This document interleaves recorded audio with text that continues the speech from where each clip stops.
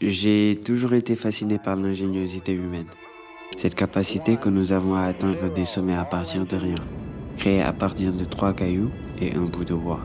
Mais je pense que parmi tout ce florilège de gens exceptionnels, ceux qui m'impressionnent le plus ne sont pas ceux qui construisent des fusées ou font des découvertes révolutionnaires,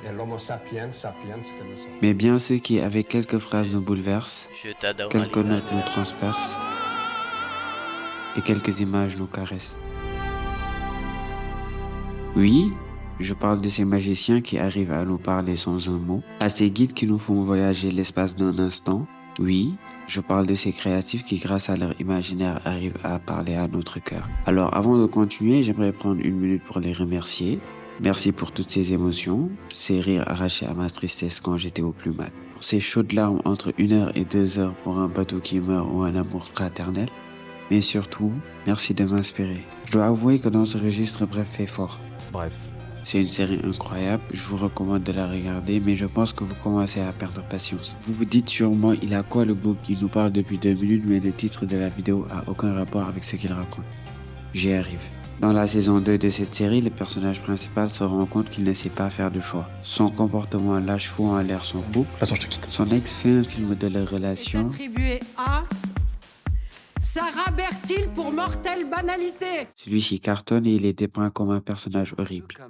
Un poison lent, le gars, enfin, un truc insidieux, tu vois, comme un connard, quoi. Ce n'est que plusieurs années plus tard, en demandant à son cercle, Vous pensez que je suis le mec du film?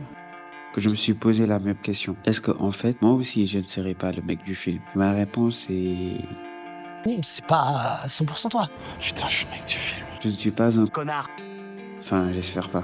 Mais pour sûr, je risque d'être ce mec qui, à ne pas savoir choisir, se retrouve à 40 ans, écrit avec un job qu'il déteste, J'en ai marre de ce taf de merde. et qui n'a pas pu faire ce qu'il kiffait. Peut-être que j'avais juste peur.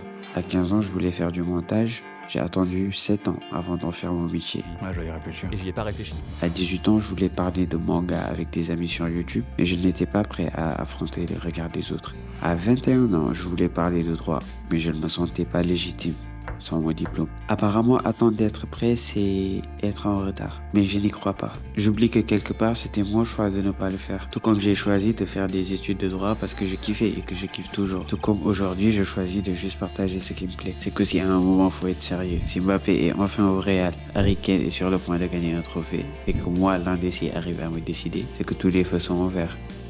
Non, la seule vraie question qu'il faut que tu te poses, c'est est-ce que t'es vraiment prêt à le faire? Et ça, c'est à toi de choisir. Ouais, go. Tout ça pour dire que j'ai assez attendu, et sûrement vous aussi. Bref, ne vous étonnez pas si vous trouvez un peu de tout sur cette chaîne. Je suis curieux de savoir si vous avez eu ce moment de déclic, si oui, grâce à quoi, ou juste comment vous allez mentalement. Ça m'intéresse vraiment, alors n'hésitez pas à me mettre ça en commentaire. Le petit like, l'abonnement, le partage. Venez me suivre sur Insta et TikTok, ça me soutient pour mes autres projets. Merci à vous pour être arrivé jusque là. Sur ce, je vous dis à bientôt. Ciao.